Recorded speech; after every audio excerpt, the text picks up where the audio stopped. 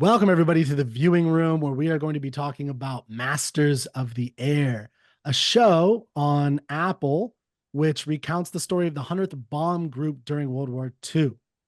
And my name is Kirk Barbera. I have Jack Schumann, Mark Pellegrino, and Jennifer Buwani to join me to discuss this show, discuss maybe even a little bit of the morality of bombing from the air, which came up in our pre-discussion, and a variety of other topics, including our thoughts. But first, we're going to give our thumbs up or thumbs down for the show. And I'm going to start with 2 thumbs down.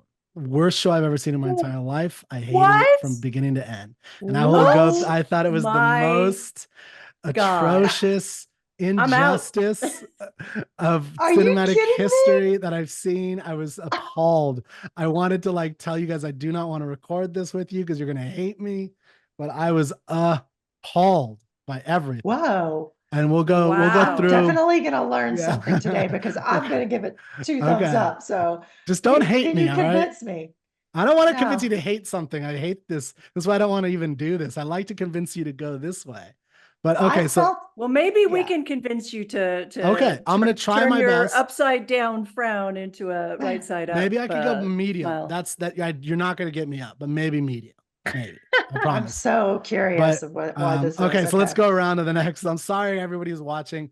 Although, anyway, we'll go into this. Keep going already. Who wants to go next? Jennifer, All Jax. right. I will give it well, Jennifer gave it a thumbs up. I have two thumbs up. I'm giving it a thumbs up. Not as I think it's a pretty good second place to Band of Brothers. I would rate Over Band of, Pacific.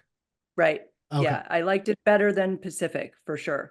Okay. So that's my rating. Yeah, Jennifer. I give it two thumbs up. Heroes, heroes, heroes. I loved it. I loved a lot of the characters here. Yeah. I was fine with it. Got criticized for CGI. Don't care one iota. Loved it. Loved the brotherhood and the bonding Mm, and continued the themes of war is hell, but from the air, which was mm, a really interesting thing. And I can't wait till the fact that they do a Navy one. Let's hope. mm. Yeah, that'd That'd be be cool. interesting. Yeah, Midway. All right, Mark. You guys, I know you guys like the main lead, the main dog who eventually became captured by the Germans, and that's why you're giving it two thumbs up. Because I have Nope. to admit, in a way, he was a sexy dude. He had a Oh, you're sexiness. talking about Austin Austin Butler? You Butler. mean Elvis? Who was Elvis? Like he was giving off major Elvis, Elvis vibes in the first Elvis episode. vibes. Yeah, I can understand Not true. why that, Not okay, true. that would be attractive. And there were heroic elements to it, but I have to sort of side with Kirk on this one. For me, Oh, all this was a thumbs it's down. boys versus girls. However, always almost that way. However, towards the end of the series, I Mhm. got more engaged, Mhm. and there's reasons for that. But it took, let's see, there were 9 episodes. There were 9 episodes. 9 episodes. Yeah. Yeah. Yeah. So I would say for a full 6.5, I wanted to kill myself. Yeah. But Mm. after that, I began to get on board with the characters, and there's probably some reasons I may be able to put my finger on. I may not be able to put my finger on for that. But overall, in comparison to the two shows that we'd seen previously, I would say this is a thumbs down in comparison. Well, I have a theory Wow. that maybe I'll wait till later, but it's a very sexist theory that I'm going to go into later. And we probably should have opened this way. Just go ahead. No, we'll Put start. it We'll out start later. there. I'm gonna. Now you guys got to keep watching to hear my sexist theory on what's going on here. And I'm partially kidding, so don't kill me, ladies. Okay, so let's get into the why we felt the way that we did, breaking it down. Um, let's go into the story overall, the 9 episode arc of this story. What story? Oh, okay. Yeah. Well, before the negatives have it, let's hear from the positives. Unless you want to hear ours first, so you could try to counter. It's up to you, but I can, I think there is a kind of an arc, I guess, or there's something going on, but I don't know what you thought of the actual overarching story that was happening of these So nine. it's hard to not compare it to Band of Brothers in the Oh yeah, Pacific. we It have just, to. Yeah. yeah. So compared to Band of Brothers, it doesn't meet up because Band of Brothers is almost perfect, with its arc and the way they end up in the Alps. And so it doesn't fall under that, but it's better than the Pacific as far as story going. I thought the Pacific was so broken up it's almost like two different stories going on. This one at Mhm. least felt like a single group of people. And so I was fine with that. Jax, did you have any thoughts about Yeah, the story? I agree. So I thought that agreed that it'll never match up to Band of Brothers. It's nothing I think is ever going to match up to Band of Brothers. It has really stood the test of time. But compared to the Pacific, at least with Masters of the Air, there were characters I cared about and whose stories I cared about. I didn't find that way. What I learned about the Pacific was the different nature of the enemy. Um, Mhm. but there weren't any characters, like Damian Lewis's character in Band of Brothers, or Ron Livingston's character. In here, I felt that Callum Turner and Austin Butler's character, and the guy who played Rosenthal, Nate Mann, Rosenthal, yeah. those I really, and Crosby, right? Those I enjoyed their stories. I thought that, and it's not because they were hunky. I want to dispel that myth. It has You nothing didn't to think do. Austin Butler was attractive? I think actually liked Bucky, the Cullum dude, better. Callum Turner. Oh, the other Yeah, guy. he was. And Yeah, Rosenthal, I thought, yeah. Okay. yeah. I mean, sure, they were, but I was probably more like, out of all of them, I'm going to go for Damian Lewis's character, right? In terms of like hunky and just like sheer like man. Yeah. But I also, what I really Sheer appreciated man. about Masters of the Air was that I learned a lot. Like I turned Mhm. subtitles on, not because I couldn't like hear what they were saying. I just didn't Mhm. understand the words, and I had to like look all this stuff up. And I have it from a pilot and a massive World War II buff that it was a fairly accurate rendering of what it was like to be, what it was like to fly like that. I just, you have this image, or I think a lot of people have this belief that when you're up in a plane and you're safe, because nothing Yeah. can touch you up in the sky, Mm. and you're just dropping bombs, doing missions, and going home. Mhm. But I thought they did a really good job of introducing like the Luftwaffe, and what a formidable air superiority the Luftwaffe had, until the Mustangs came along, the P-51s, to help those Mhm. B-17s. But I That was don't like want a to. turning point in the air war, was the P-51s. Mhm. How did they Right. handle that in this show? Do you remember?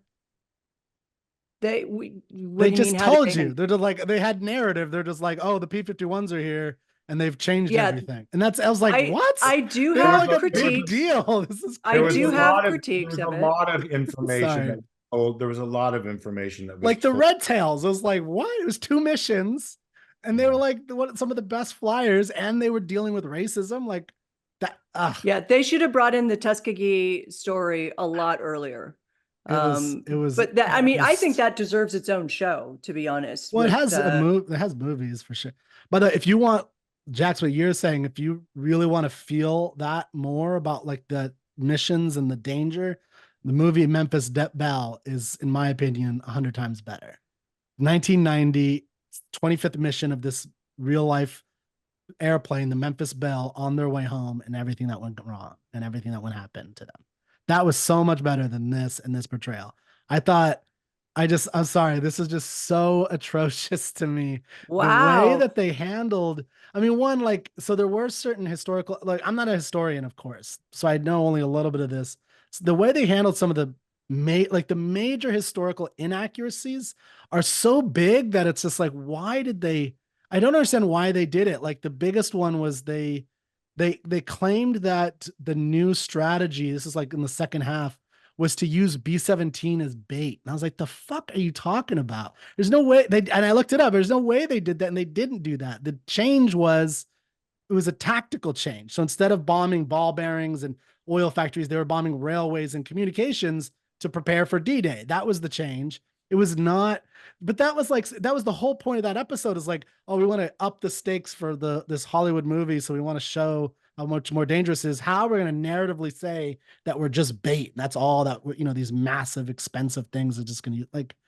I was so frustrated with this show. I couldn't. Sorry, not just the historical inaccuracies, by the way. That's just that's the. I can deal with the historical inaccuracies in fiction a lot.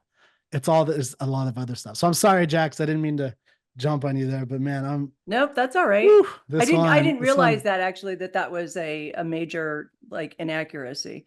Oh, that's a Yeah, huge neither. one. Same thing with the P-51s. Again, the P-51s were, again, I'm not an historian, but my understanding is they were a big turning point by the summer of like 44 of when we really started becoming masters of the air. Was the P-51, the Mustangs. It was a whole new, changed everything. They could take out the enemy all of a sudden. And it's like, that's a big difference. That's a big deal. And they how do they deal with this in the show about being the masters of the air? Oh, and this, look over here to our left, we have the P-51s. And then you have a couple, 2 seconds shot of a P-51 and then it's done. Like, what the, I was like, what's the point of this? Ugh. Anyway, Mark, you got to say something. And then Jennifer, we're going to have another positive. Well, I mean, I'm sorry, Jax. I'm going to try to hold it together.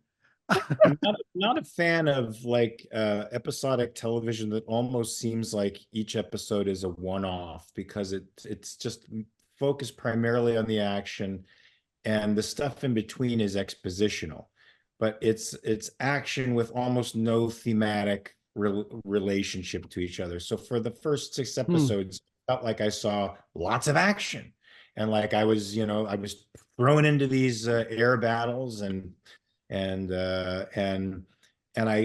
got to know these characters that were sort of fully baked, like the main. I didn't see arcs in them through and evolution of them through the series, with the possible exception of I think Cross, the navigator, who is the most interesting character to me. And probably the best actor, to be frank, on the entire show. Yeah. From my taste, but there was no unity to the piece, and for a long time I just thought I was seeing one action, 52-minute action movie after another 52-minute action movie that had a very basic, almost zombie story of let's get from point A to point B, and that's basically the story, and then we go on to the next thing, the next mission, point A to point B. And there was very little to engage me. Maybe until around the Tuskegee Airmen, there was a point at which I felt a more personal engagement with the characters and thematic elements entering in. I mean, I thought they suggested the thematic element of we're different than the bad guys, and we don't want to ever become the enemy, right? You see that in 2 instances in the fight between the British and the Americans in the bar, and then you see it when the Americans are actually on the run, and these Nazified kids kill one of their guys, and the main character has the chance to kill the child and lets him run away. I don't think that's necessarily moral, but it certainly makes the point that in war we don't have to be like the bad guys, which I think was the only thematic element I got from it. And if the origin of the P-51s was what really actually wiped the Luftwaffe out of the sky and made us the masters of the air, we should have seen a greater focus on the fighter plane instead of just the B-17s, which were interesting in of themselves, but underutilized in a way as well. Strangely. Well, you didn't even get a sense on the planes that there were, like they said there were 10 men per plane, but whenever I would see it, they did not do a good job with the camera work. And really, again, watch Memphis Belle, where it really like gets in there. It's a whole movie that's just in that plane for the most part. And because there's 10 human beings, that's a fucking story, man. Like 10 human beings dealing with all the stuff they're trying to deal with. I'm swearing more than normal. And so it's like, that's a big, that's such an opportunity.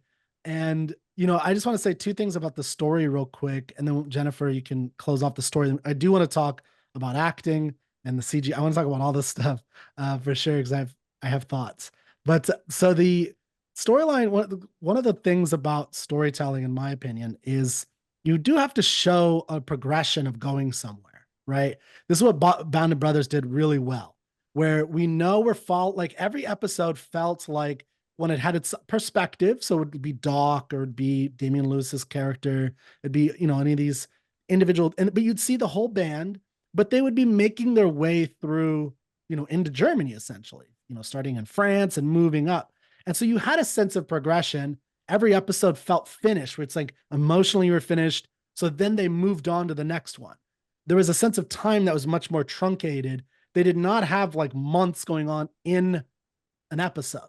But here's how they dealt. Like I went back and watched this again. Here's how they dealt with D-Day, World War II epic for Masters of the Air. You guys remember how they did this? So they had one of the coolest shots of all three of these things, I think, which is you got the air perspective on the air, the sea, the men, and just this huge shot. It was 3 seconds. Yeah. And then what does it say? It cuts to 2 months later, D-Day. I was like, what? And part of it was because the guy, the one you guys like, what's the navigator guy, what's his name? Crosby. Yeah, Crosby, because he's planning it. That's how they deal with D-Day, essentially, is what it did to the operations guy. I'm sorry. In real life, that's fascinating. For a movie, get out of here. Like he falls over. Like, come on. That's not interesting at all. So I just thought but you see my point about how they dealt with time? Like they just, in one episode, they just jump 2 months and you skip all that stuff. This happens all the time where it's like again, Crosby, and I think this happened to Quinn, where it's like the Quinn thing was so interesting. Like he was behind enemy lines. The Belgium guys were going to help him get through, France and back home. Well, so they have one moment where he almost gets caught. He freaks out, which I thought he didn't do a good job as an actor in that moment. And I thought it was a weird thing, but okay, fine. It's like, this is the starting of a really interesting plot line of him making it home. And then the next thing you know, like 2 episodes later, he's just home. He's home. Yeah, they Like, don't actually what? show Did he that swim was- across? Like, how did he get Yeah. home? Like, this is such a stupid thing. They did that so many times where they would just tell you what was going on. Buck dies. You remember how Buck dies, quote unquote? Like, they don't, he just goes up. That guy's like getting his wheels going up. He goes up. And then a few minutes later, the guys, the operating guys just holding there, like, I wonder who's going to come back. And then it's like, oh, Buck's not there. Shucks. And then they call the friend. He's like, damn it. At the end of the episode. I was like, you son of, like, this is the. But Buck didn't die. No, So I what know, do you- No, but they thought he but died. They were they talking about how his plane went down. Well, They they didn't wanted to show leave his- that a mystery. No, but it's They so much wanted you as better. the audience to think he died. I'm sorry. If you fell for that, we need to work on this. Cause I was I like, didn't there's fall no way. for it, but that's what they were doing. No, but what they could have done is they could have just shown the plane going down, because it obviously Yeah, they went could have done down. that. And then Yeah. like it could have just Yeah. blacked out. And then I'd be like, Right, oh yeah. shit, is he dead? Like they didn't show it. My point Sure. is it's telling, not showing. They're always Right. telling in this show, which is writing 101. You show, not tell. Certainly writing Mm, 101 for the I screen. don't think they're Certainly always, I mean, writing- there were so many action scenes, you can't, it's just they had to pick and choose. Yeah, but they would tell the story through words, and they wouldn't tell the story through images, which is a requirement. Like that, what Kurt just said is a perfect example of the way you leave somebody hanging on a cliff, about the way what somebody's fate is in a visual medium, is that you see the plane go down, Yeah. you see him struggling to I go had the down. same He reaction. blacks I out, wanted to you see don't it. know what the heck Yes. happened to him. Yeah. So you're dying to go to the next episode. I just didn't care, and also some of the way the characters, some of them were painted is sort of fully baked in a way for me, also made me not care so much. There was something about the too cool for school vibe that I got from the opening moment.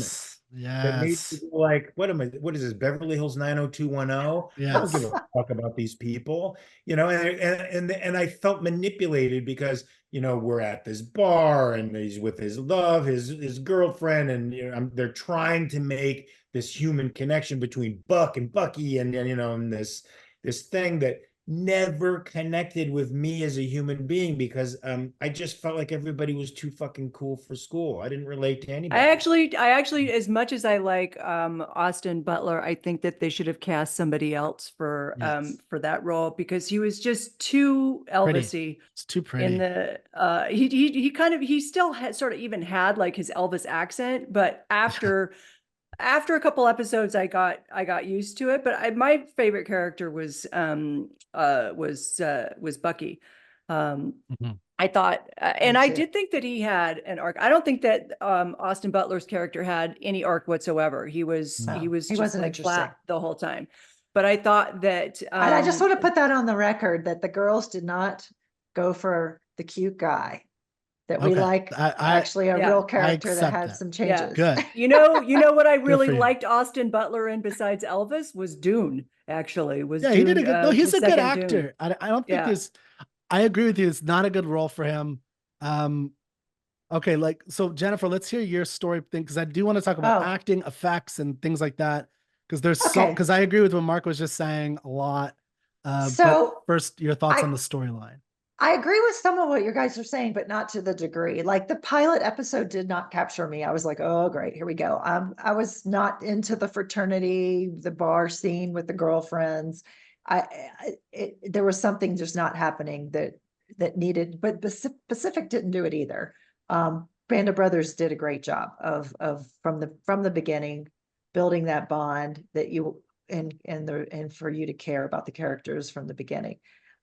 It was probably about where they had the mission where they had to fly all the way across Germany and land in Africa. Yeah. That was when I finally started getting into That the was story, a which was pretty good earlier bit, than you yeah. guys. Yeah. But I'm really into the storytelling that I think like Top Gun Maverick does really well is like, here's the mission, here are the issues, here are the conflicts obstacles we're going to face and then surprises happening and them getting through that. I like that. So that's when I got hooked.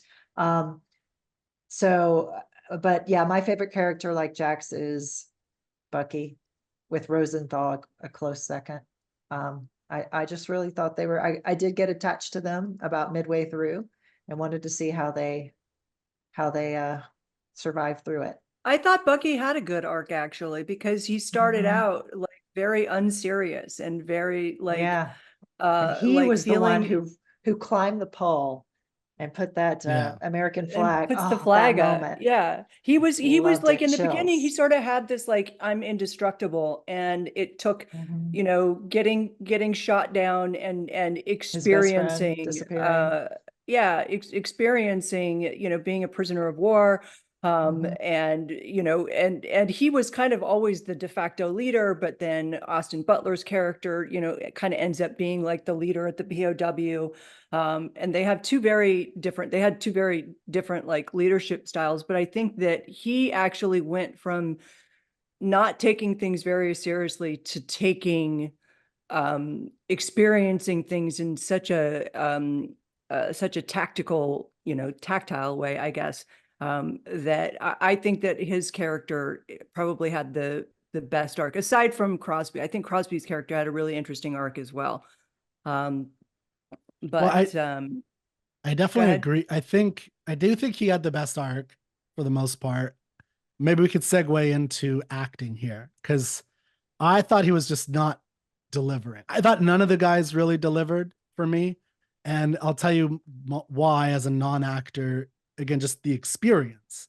What was failing for me was this is a Band of Brothers. This is a documentary style war epic. That's the genre that they've basically created from the Saving Private Ryan world, is how I think of it. Where it's unlike other epics or war dramas or you have real life characters so there's a kind of respect you have to have, I think, for a lot of these guys have died and, you know, they're all heroes. So there's a reality that you're doing. And what the Band of Brothers, and I think Pacific did, although not as well, but Band of Brothers did really well, was meshing in those real world feelings, really getting you into the story through the acting. Like famously, they went through one of the most brutal for actors, no offense,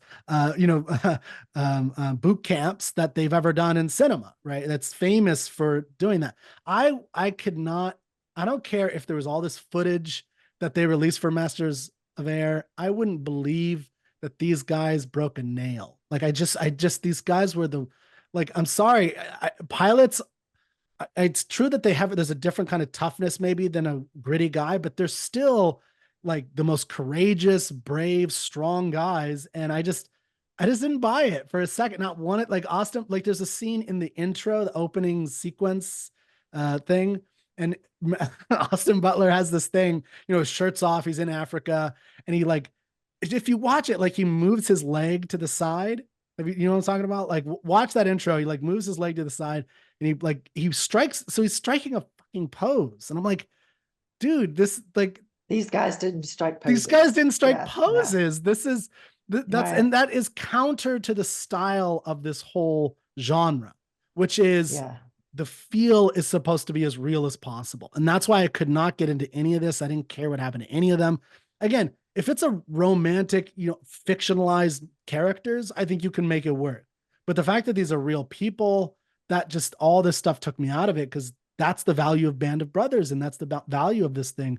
In Bastogne, we've mentioned this when we did the show, we felt cold, right?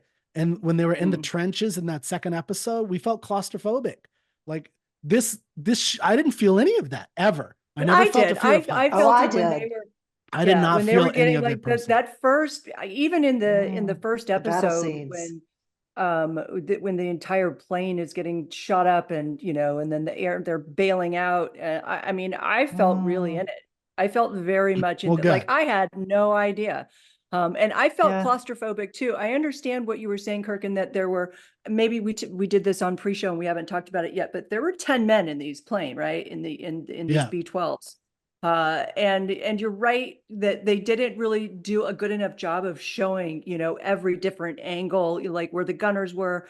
And they were really like at one time in the plane, you're only seeing maybe like 3 or 4 people. But even with that, because these things were like not even metal. They were like, they call them like tin cans, basically. And that's why they would just get shot up so much. I mean, I was just like shocked. And there was a scene where one of the gunmen and I think in like the bottom turret, right? He loses his leg and he's still in there shooting. And they freeze their hands and they have to, they get shot out. They have to bail out. And like centrifugal forces, how would you bail out of this thing falling out of the sky? And the sheer terror of actually doing that, but you have no choice. And then you're landing in enemy territory and who knows what's going to happen when you get down there. Like, I was like, these guys are the bravest people that ever. Oh, they were. That's yes. The real life guys were. I felt it though. And I just like, I don't know. I would never, I'd go through one of those and I would never get on a plane again. That was like, you could not be enough. You have to, yeah, there's no way. I'm just not that brave. But you can't, the real life, yes, those guys were the bravest of the brave. I mean, these, like Jax was saying, I mean, the mortality rate was crazy for these guys. They're bloody 100th. That's, by the way, I think it's part of the problem with this story, actually, is that so many people died. It was so hard to actually have narrative arcs because people would die. They would just like die off screen. They would talk about it because it just happened so often. Whereas a lot of people died in the Band of Brothers 101st Airborne, but you were able to have a core group of people that really did make it for the most part all the way through or to the end. And that's pretty crazy. So again, these guys are real heroes in real life. But yeah, I'm sticking with, I'm afraid of heights, and they couldn't make me afraid of, in real life, I'm afraid of heights. And I did not fear anything. Like, it was just bad camera work. Cinematography wasn't great. Too much CGI was like purplish and they're trying to make it pretty. No, like the grittiness of the terror that was, again, that was just me. I don't know if, I guess Jackson, Jennifer didn't feel it. You did feel it, and that's good. You got into it. I felt that. Yeah, I felt the terror. I felt I felt the visceral nature of it as well. I think there was one scene maybe when it was, I think it was what'd they call it? Black Monday or Bloody Monday when they sent out 30 planes and like one came back. And they opened the doors and it's just injured people, with like they're just pulling out injured person after injured person. It was like the one plane that made it back. I really. Yeah, but that's okay. Hold on. So yes, I'm not saying they didn't have explosions and they didn't have injured, but when the guy was like injured with his hands, they showed it. I didn't feel it. When they were in Bastogne cold, I felt cold. Like when there was explosions going off, I felt it. Like just as an example, I think of how they did, like they did this once. This is a trope in war movies now, but this, I think this probably comes from, I don't know where this comes from, but it's a good way to demonstrate visually, the idea of the suddenness of death. How do you do that as a filmmaker? You have them in the middle of dialogue get shot in the head, right? Like that's how you do it. So they're giving dialogue, and that gives you that sense of like it could happen anytime. But they didn't do enough. Like I just in this show, I did not see those kinds of moments where it was like, when they're running or when they're in Bastogne and all the bombs are going off, and it's just like this crazy fireworks show. The way they did that, where it was like a fireworks show at first, and then it was terrifying the second, like it just built it up in a way that really got me terrified. And again, the way the camera work was like it was, just a guy holding it or whatever in that second episode of Band of Brothers where they're running through the trenches, and he's like lifting his head up, he's shooting, he's going down, like it was so perfectly executed. It was so claustrophobic. And I was like, this felt too steady and too pretty for me to fall to worry about. Mark, you're eerily Yeah, quiet. You're quiet. Yeah. And the acting again for me was part of it. So I'd love to hear some of your thoughts on like if I'm, if you technically think I might be correct about the acting. Band of Brothers entrance into Normandy was one of the most terrifying things I had experienced. To see the flak coming at them from the air and to see the planes exploding around them was frightening. I didn't get the same vibe, although some of the air battles were compelling. It was difficult for me from day one to get to feel the authenticity of these people as I did in the previous other shows. For this reason, I'll tell it by an anecdotal story. Many years ago, a group of us had worked on Of Mice and Men at the Playhouse, and I did a very good Lenny. I have to say, I did a very good Lenny, but we didn't necessarily cut our hair in the way they did in the 1920s, the early 1900s. We did, to perform the piece. So when we put the piece up, our teacher took it down after one performance, and he's like, "Well, here's the deal, guys. You look like a bunch of actors from Jerry's Deli instead of itinerant farmers, migrant farmers in the early 1900s. You act it well, but it's just there's no there." And from the first moment, as Kirk said, it felt stylistically like it wanted to romanticize war. It wanted to romanticize these characters in such a way that it took me out of the plight of war and made me feel like I was watching sort of the Melrose Place version of it.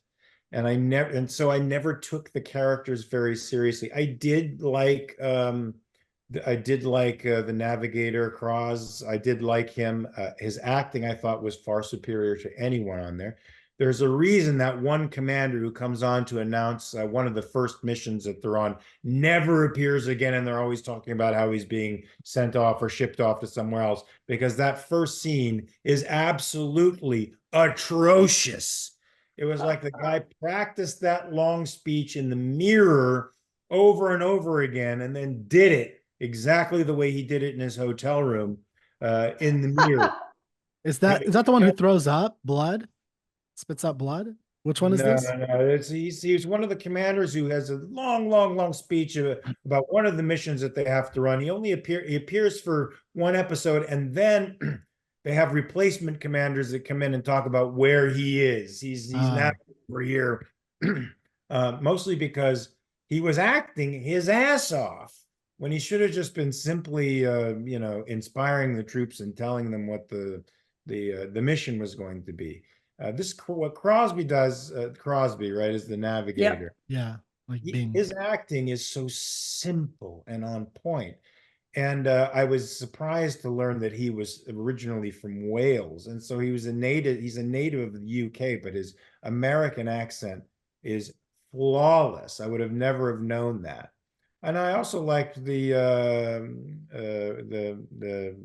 guy who re-ups again when he doesn't have to. Rosenthal. Rosenthal, yeah. Rosenthal was Ah. an interesting character. He was a Exactly. more he was a more him complicated too. character than the Austin character. Oh, for sure. Yeah. He had complexity. He was a hero without it being self-consciously so. And so it came out of the narrative. It came out of what he had to do, as opposed to what I was seeing with some of the other characters. So yeah, I felt like the show didn't know what it wanted to be at times. It didn't know whether it wanted to be a war story, an action story. It didn't know whether it wanted to romanticize war or tell us the gritty truth. It wanted to clearly make these men heroes, but the story does that itself. But it did it by camera and CGI and enhancing colors, none of which needed to happen. And half of them I couldn't hear. Yeah, I mean, the sound was bad. I couldn't hear anything that they were saying half the Yeah, time. it's The lead terrible sound guy, design. sexy guy, good looking guy. I couldn't hear 90% of what he was saying. Yeah. He's always talking low register. That's great. I don't dig people who are You too should just do a whole podcast talking like that, Mark. Yeah, let's do it. Oh. I don't dig people who are too fucking cool for school. Now, you pilots are supposed to be cocky, right? You get that in Top Gun. They're supposed to be fucking cocky. They're doing crazy things that are almost inhuman. Yeah, I get it. But it took it into an unlikable degree with me that it wasn't believable. Yeah, like there's this YouTube guy was a fighter pilot, and he does like simulations. You could see him doing simulations, and he'll react to different fighter pilot scenes or whatever. And he looks like a normal guy, but there's just moments where it's like he has these little I don't know how to describe it, and I'm agreeing with you what you're saying, because I think pilots, there's obviously a view of them. I think that in a certain way, they're kind of at the top of the pecking order in military, and it's in a certain and in culture, I think in a lot of ways, like there's an awe about them. There's a book called The Right Stuff. Yeah, they're rock stars. They're like they're the rock stars. If you've never read The Right Stuff, I really recommend reading that. That's Thomas Wolfe, directed by Philip Kaufman. Well, there's the movie, but the book is really interesting because they go into the culture of these fighter pilots. That this is later, but these are experimental fighter pilots, the precursor to the rockets and things like that that became NASA. Anyway, there is a coolness to them, but there's also, and there is a bravado. But I agree, Mark, what you're saying is like these guys, like it just felt to me like they were trying to portray that rather than they were that. And you know what it is? There's a real bravado and a courage because they have these physical capacities that none of us have. Like we can't do these centrifuges. Oh yeah, like without being passed go at out. the speed of sound. We can't hit those dive bomb things the way they do. But it's also combined with brains. Like they need a spatial intelligence that we don't have. They have to be able to see their reaction time has to be insanely quick. They have to see field the way Joe Montana sees the field. They have to see the entire battlefield in that way. What's above, what's below them. They have to have a spatial awareness that is almost superhuman. And they have to have a mathematical intelligence. And none of that, except in the Crosby character, who is obviously the guy trying to sort out where the coordinates were, the intelligence never came through. And even those primitive planes where they don't have quite the instrumentation, there is the awareness, the spatial awareness that I never got. There's what the other amazing thing that I love about World War II films and series that I think really touch me are that you see that these men are just everyday people. Yeah, right? Yes, with this crazy, amazing leader, captain in Normandy. He was a school teacher in life, right? And you got you got that vibe in Pacific, you got that vibe in Band of Brothers, that these everyday men came out and came up, rose to the occasion, did extraordinary things.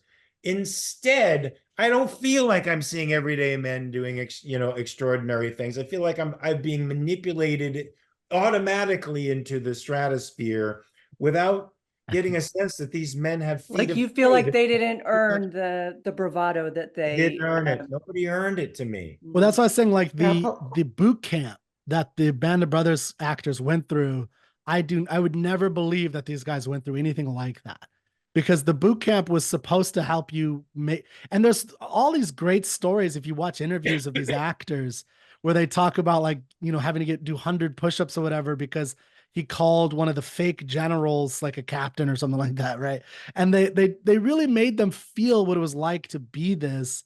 I do not think they did anything like that for No, Masters of the Air. Dale Dye, and that whole routine that was popular from Platoon on, of actually putting these characters through the rigors of actual boot camp, so that they actually not only felt the camaraderie and the esprit de corps that you feel when you're in those moments, but you have the physicality and the sense of dependency on your fellow fellow soldier.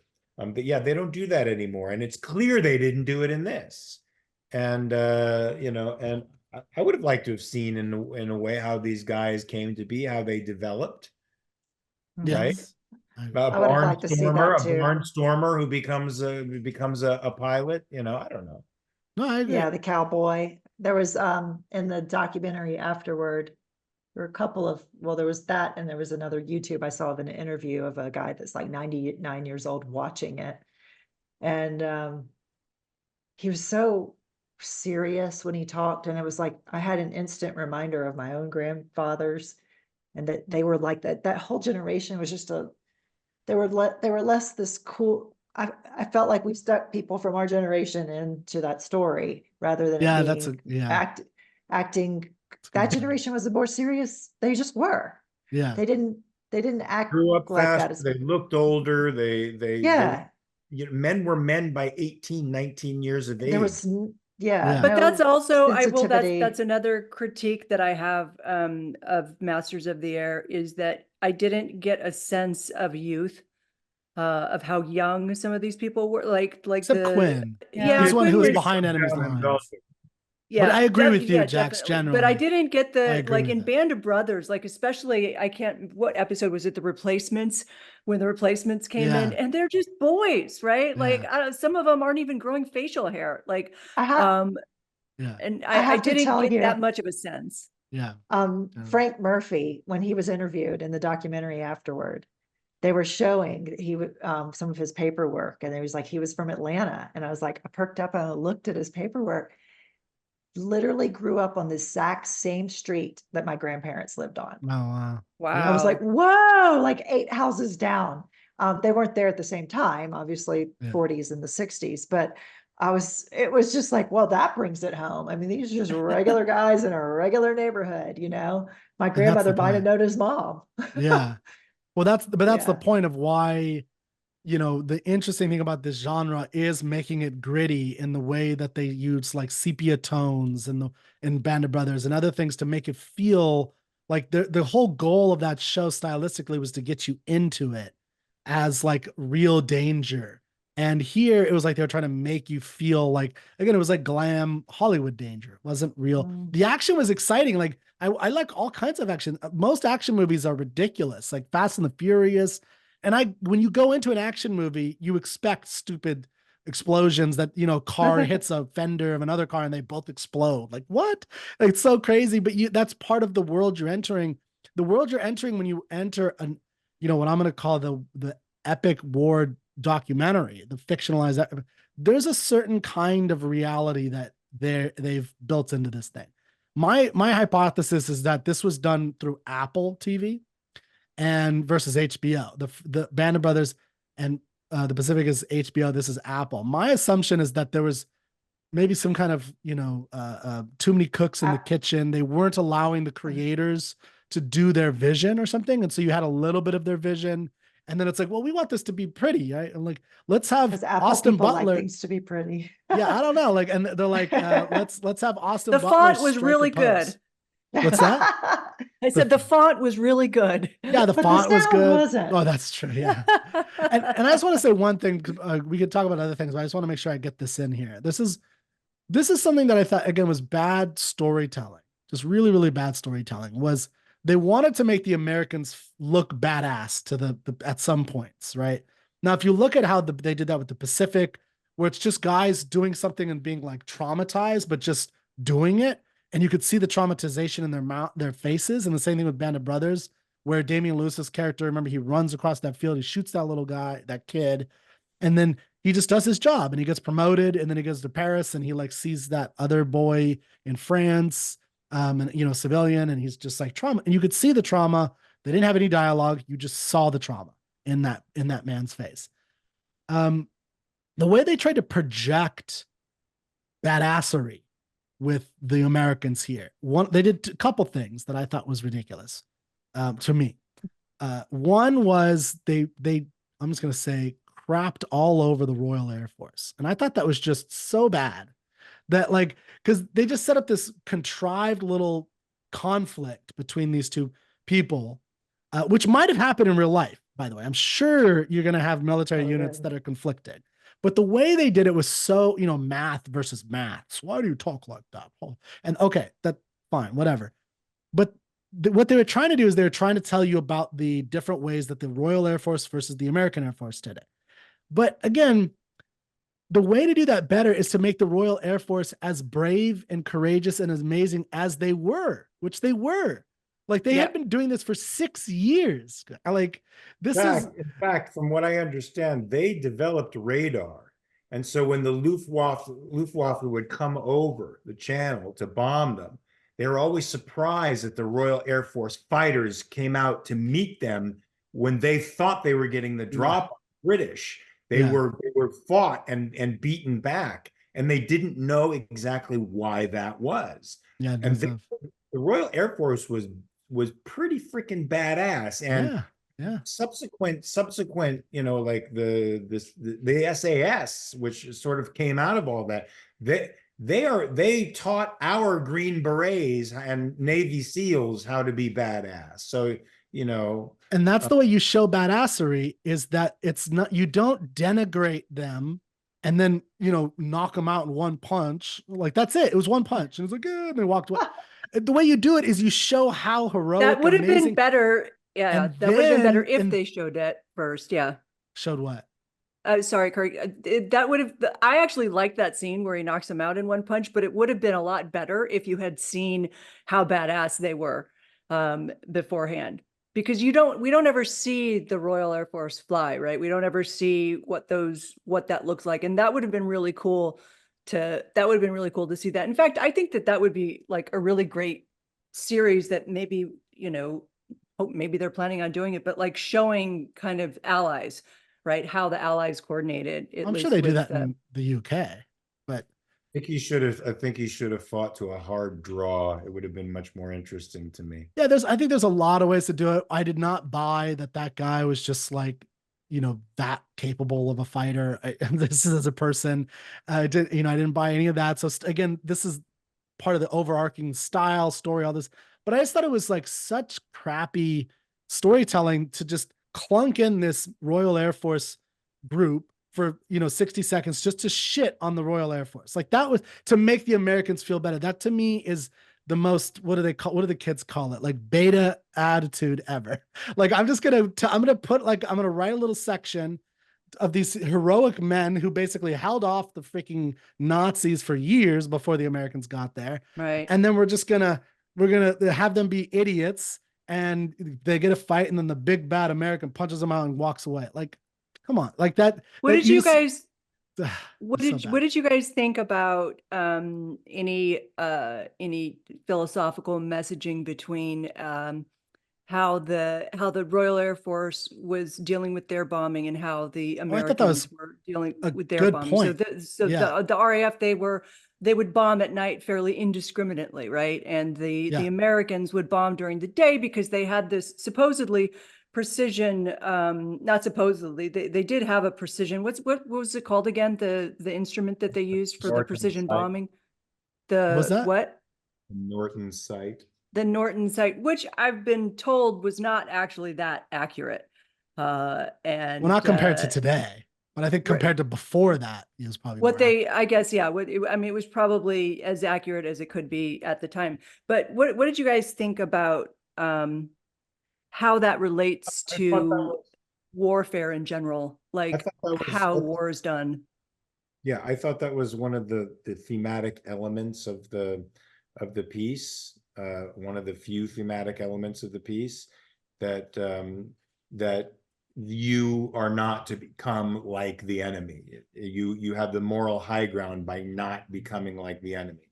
And bombing indiscriminately, it made the point, and one of the reasons I think they wanted the Americans to be victorious in that fist fight was because they were saying, we are morally superior to you. You're bombing indiscriminately. You're not only missing 50% of your targets, but you're killing people who shouldn't be killed. We take the risk, we put our men at risk in order to try to protect innocent lives and bomb the targets that we need to bomb.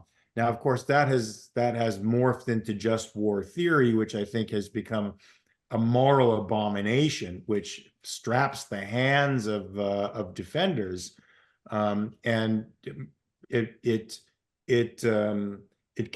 contorts the meaning of war, which is the abolition of civilization. It's the annihilation of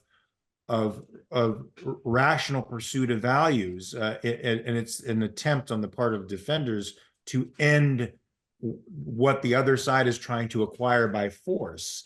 And the only way you can do that is by killing as many people as possible until they surrender, until the truth has been brought to their doorstep that, oh, pursuing this thing by violence is not really a good thing to do. We must give it up entirely. And so I feel like that messaging that you are a monster if you kill the monsters without apology, I think is a terrible, terrible, terrible altruistic sensibility that's killing us at this very moment in the Gaza war. Well, had I been in that person's position, with the kid that's bayoneted my friend, I would have blown that kid's brains all over the fucking yard. What I would the other brains out. Yeah, and the other part that, so you guys mentioned the difference in the strategies, right? Nighttime versus daytime, but I think you're forgetting the other half of that equation, which is the suicidal aspect of doing it at day. So in other words, it's more of a danger to the actual military men. Exactly like the IDF going into the Exactly. tunnel. Yeah. They should be bombing the fuck out of Gaza. There Yeah. shouldn't be a single IDF soldier dying at all. They're only dying to show the world that they're a moral military. And what does that mean? They don't try to hurt civilians. But what I liked about what they, at least what they did with Masters of the Air, was they weren't, I don't think that they were showing that these guys were just randomly going up and risking their lives just for the sake of preserving innocent lives. They were strategically bombing sites, artillery, shell sites that would take out enemy mobility and capability for months at a time. So I thought there was a reason for it. It wasn't just altruism. Yes, it was wasn't definitely just a let's reason. preserve as many innocent lives as possible. It was let's take out these sites.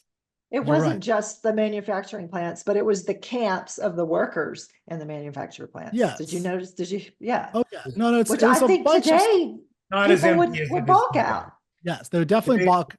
Yeah. Today it's empty. Today we bomb empty things. We bomb things that we know people aren't going to be there. We deliberately evade the strategic advantage and claim the moral high ground by avoiding the strategic advantage. But they still were taking great risks to themselves that they could have avoided by bombing at night. Yeah, I mean, that's, to me, this is the issue from a moral standpoint, is like the British are constantly throughout the series, or constantly a couple times throughout the series, they're, reprimanding the Americans for being suicidal. Like there's that one time when Crosby is in, I guess he's in England on leave or something. Remember, he's sleeping with that girl, and they kind of go to some little get together, and they give him crap for doing that strategy, and then he has that moment where he tells them why they do it and the bravery of him and his men and all that sort of thing, which again I thought was heavy-handed as writing and as I think he did a fine job as an actor with what he had, but my point is that I agree with what you guys are saying, that the issue is, why should the Americans have to risk more of their life in order to do this? Because that's what this whole series is showing, is the Bloody 100th. Most of them died. Well, one reason is because of this big this strategy. Now, I also agree, Jax, with what you're saying. They're like, so, we talked about the P-51s were a big part of why the Luftwaffe, whatever, they were defeated. But the other reason is because they did very strategically take out so many of their oil refineries. So they weren't able to, they didn't have enough oil to get their airplanes off the ground by the end of the war. So there was just less of them in the air. And that's true. And so the strategy of doing that was very effective in cutting off their supplies, destroying strategic things, tactically paving the way to cut off communications, cut off rail for D-Day and getting into, there's definitely a lot of that. And I think that's what makes it confusing for us today. But the question fundamentally of the story of this fictionalized artwork is the morality of this, which they do occasionally show. And I think that's probably what they were trying. I think that's what Mark is saying that they're doing. I think they fall flat because of all the other elements I've said of it just didn't add up to anything. But I do think that's an interesting dilemma as a story, as a theme of trying to get through that, because the death rate was so high among these particular men. So it really stresses that, right? It really stresses, like, if we're going to have this strategy, what's the morality of that? But I think part of it is they don't understand, the creators don't understand the moral issues involved. So they didn't know what to do with it. They just knew, like, oh yeah, it's a lot of people are dying. They just state it flat out as if it's the moral high ground. They make an assertion They don't without show why. Yeah. they prove the opposite by watching as we watch the Bloody 100th go down, and and until there's almost nobody left from the unit. Yeah. They succeed in finally mastering the skies, but if they could have done it in a way to lose less of them, why not? Well, and that's why the British Royal Air Force would have been interesting to have more of them, because the reason I think they have a different mentality, because they've been being bombed their homeland since 1939. Right. And it's a much different existential threat to them. Right. So like that battle between the American view and the British view, like America, they were bombed once, and Pearl Harbor was horrific, but that's not the same thing as what the British went through. And so, just like with what Israel's going through, like it's an existential threat, river to the sea, like they're all going to die. And I think that's one of the a different perspective. Yeah. Like, I'm just going to fly up here, bomb the hell out of it. You guys could go to hell and you're done. I think one of the better lines in the whole series was actually delivered by the female, she's probably an MI6 agent that Crosby rooms with when he's in Britain. And remember, they send Crosby there because he's grieving over his fellow navigator Bubbles, who died. And he feels that it's his responsibility. He feels that it's his fault. And the female character, the British spy character, she comes in and says, "There's one person whose fault this is, and his name is Adolf Hitler. Yeah, that is the person to blame." And I just thought that was great. That was such a great thematic, philosophical boom. One person responsible. And I'm like, where's that today? Where's that today? No, well, that is we were hearing that when we were hearing people predominantly saying every casualty that dies in Gaza is the fault of Hamas. It's the Palestinian people who are to blame. But now that's gone away. Mm-hmm. Now it's going away. Because I heard a guy defending that position on Joe Rogan the other day. It was like, he kept going back, but it's Hamas. We got to look at what Hamas is doing. And Joe just was like in one ear and out the other. I mean, I think Which is this a is what, yeah, passive Mark and you guys were, audience.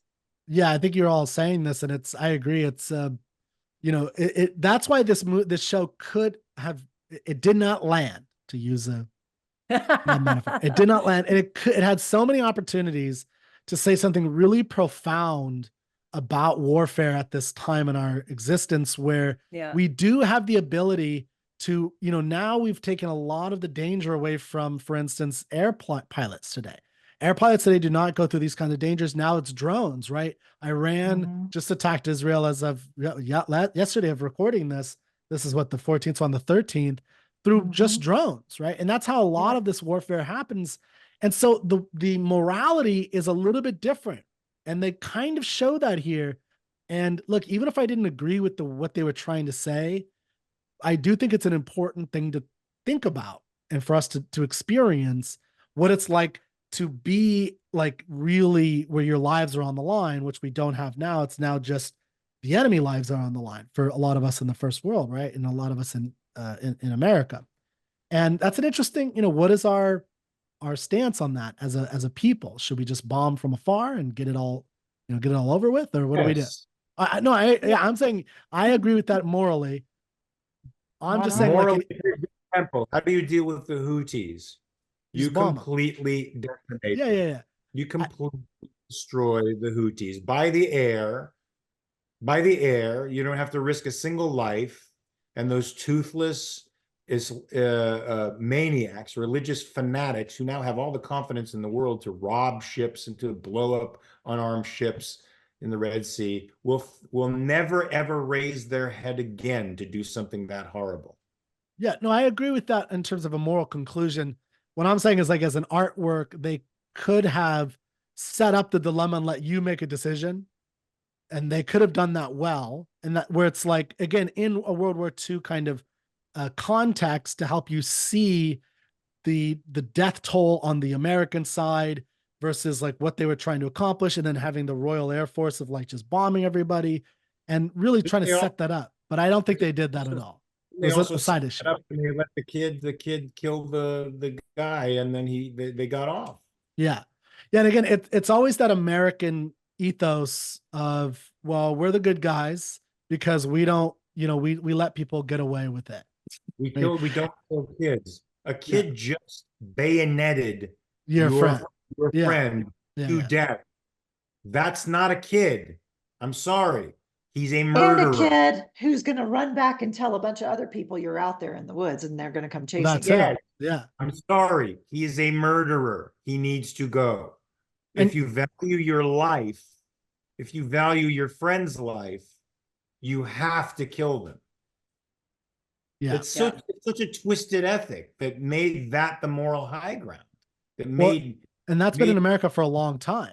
Like, that's the whole, you know, you don't shoot a man in the back, even if he's the bad guy, right? You have to give him a fair chance. Why do you have to give him a fair you chance? shoot the bad guy in Yeah, the back. shoot him in the back. Like, he's a bad He's guy. a bad guy. Yeah, but You shoot him in the back. If he's coming towards you, you shoot him in the front. yeah, you just shoot him. Yeah, I agree. Preferably, you stay away from him and you remotely shoot him from a drone somewhere. Yeah, yeah, yeah. Okay, so any last thoughts on Master of the Air? I'm Don't waste your time watching 9 episodes of this show. I mean, a few episodes. oh, okay. Oh, I No, still- I I don't still think give it a so. thumbs I just, up. yeah, I A few disagree. episodes You are good. guys, A few episodes are good. There's a couple actors on it who are rather extraordinary, I think, who are very much worth watching, who play a very human job they do a very human job, I think, in circumstances that are sort of stacked against them in that Yeah. respect. Yeah, but Jax, Jennifer, and I, then I'll give you Don't my like it for theory. me. I liked it, but I will say that I was going to talk about this anyhow. Okay. I just want to go on record that you guys did not convince me to hate the show. Why do you But wanna do I that? would have liked to have seen, if I was writing this as the writer, I would have brought in the Tuskegee Airmen way sooner. I would have actually brought in all of the really interesting elements of the story. To me, were the parts I just didn't get to see enough of. The Tuskegee Airmen was fascinating. the females, what the women were doing, like the French Resistance, Yeah. and those young girls are, you know, risking their lives to bring the Allies home. That was fascinating. The other aspect was showing more of the RAF, right? And then also showing what the secret agents were doing, like Crosby falls in love with a spy, has no idea she's a spy, and she's just this quiet badass.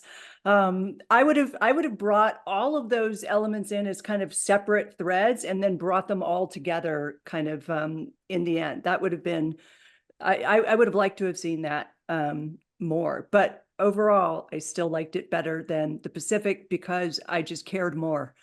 At the end of the day, I cared more about what happened to these people than I cared about what happened to the men in the Pacific. And I think that was a failure. Don't look at me like that, Mark. That was Different experience, man. We all had such different experiences. Jennifer? Yeah. No, it's still a thumbs up for me. Okay. I hear you. The beginning was slow. I agree. And it needed a better pilot to get you into their characters, maybe boot camp or whatever. But maybe stronger arcs. There were a couple of characters that had arcs, but we could have had stronger arcs, a little bit more. But overall, the action, I was fine with the CGI and the fighting because it was very visceral for me. It was so educational to me. Oh, that's what it's like to be in a plane like that, dropping bombs. Like, I had no clue, and this really brought it to life for me. I love that. I love the moment where my favorite character, Bucky, climbed that pole and he replaced the Nazi flag with the American flag. I mean, maybe it's cheesy to you guys, but I loved it. It was I so loved it. amazing. I Yeah. didn't think that was And- cheesy. I thought that was a good moment. Yeah, it was a good moment. Yeah.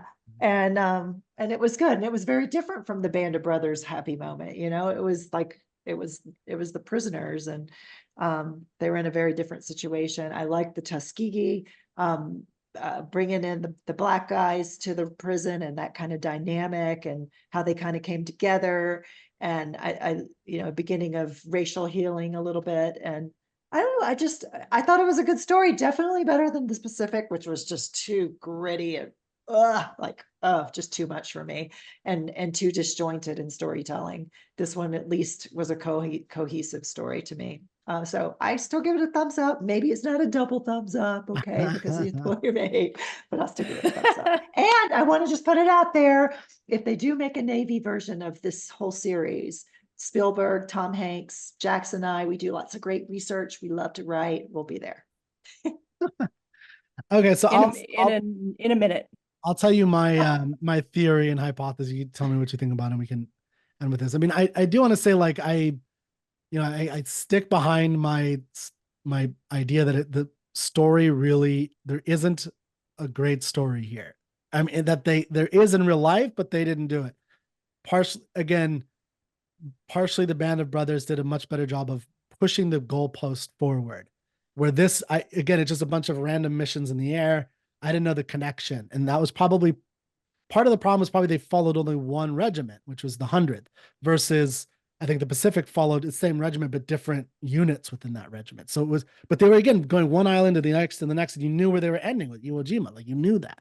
And so that was part of what tagged you along. Here, I don't, what's the ending? I don't know what the end goal was.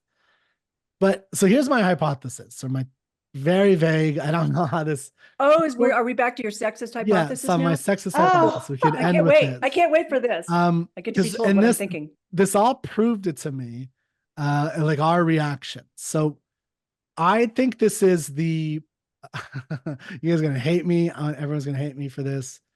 This is the feminine war film, is what I would call this. Because of all the reasons that Mark and I were talking about, where it's, because part of what I loved about Band of Brothers and the Pacific was exactly some of the things you didn't like. Was like, I liked the grittiness because, again, I said this when I did those shows before, I've never been to war. My dad went to Vietnam. I've never experienced anything remotely like that. I've been in like a couple fist fights when I was younger. Like, that's it. Like, I've never had anything crazy.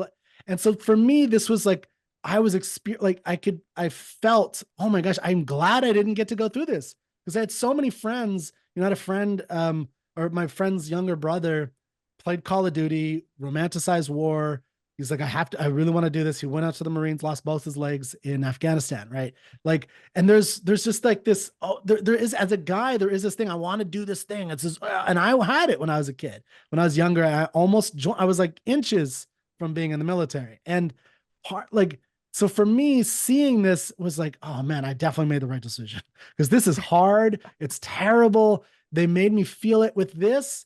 Austin Butler was like striking fucking poses. And I didn't even talk about the accents. I think we can Like, all agree talked- we weren't into the yeah, poses. but even the guy you liked, Bucky, like there's that moment when he was, anyway, I don't want to bring it all back to this. There was a moment when he was, I don't feel anything, punch me. Rah. I was like, I didn't buy any of that. Like I've like years desensitized, but the whole style, all of that it fell for me. The whole point of this documentary war epic is to feel it. And so I do think my hypothesis is something about Mark and I as men, the male experience, and the pressures to be a kind of warrior and go out there. And I've never really been a warrior. I mean, I sit at home and make YouTube videos and make phone calls and sales and stuff like that. But this, like those other shows, put me in that for a moment and made me realize, yeah, I'm glad I didn't have to do that. Like, I'm really glad somebody was brave enough, and I admire these guys, and I was able to do that. And this, like, I admire pilots so much. I've read books about them. There's a book I read back here, in Love and War or something. I can't remember, about a Vietnam POW, but from pilot standpoint, it's all these great stories. This was not it. This was Kirk, I completely disagree with your sexist conclusion. okay, that's fine. I don't think that Masters of the Air was like the feminine version of warfare, because parts of the things that I reacted to were the visceral moments of, and I also, like, for the record, it wasn't the gory parts in the Pacific that repelled me. Those were actually those were the parts that were actually more compelling to me. But my problem with the Pacific was I didn't care about the unit. I didn't care as much about the characters. Yeah. And in this, I cared more about the characters. I think, Jennifer was about to say, we can all agree Austin Butler, we could take him or leave him, and we should have left him and put a different actor. And sorry, Agreed. Austin, you're awesome, but just as a person, but maybe not. Actually, I don't know him. But I don't think that this was I wasn't reacting to it as a female necessarily. I also kind of feel like, wow, shit, what these men have done, it's like, I wouldn't be able to do it. It's insane bravery. I mean, it just like so much absolutely insane. Yeah. But I feel like you're not hearing me. I agree with all of that. But even the action is romanticized, unlike the visual way they did it in Band of Brothers and the Pacific, where it's like, yes, there's lots of action movies. It felt visceral to me. It didn't feel. It just did not feel as real to me. Okay, so that's my sexist theory. I tried it. I didn't think you would agree with me. I said you wouldn't. I knew you wouldn't agree with me, but that's just my I think we should end it there. Just at yeah. Kirk being wrong. Kirk being wrong. That's fine. I accept it. All right. And Jack's like a typical female. I'm not hearing what Kirk is saying. That's all right. No, I'm going to get canceled now, and that's okay. This is my last show. This is it. All right. Well, thank you, everybody. We'll choose our next episode, and we'll see you guys all next time. Bye-bye. Bye.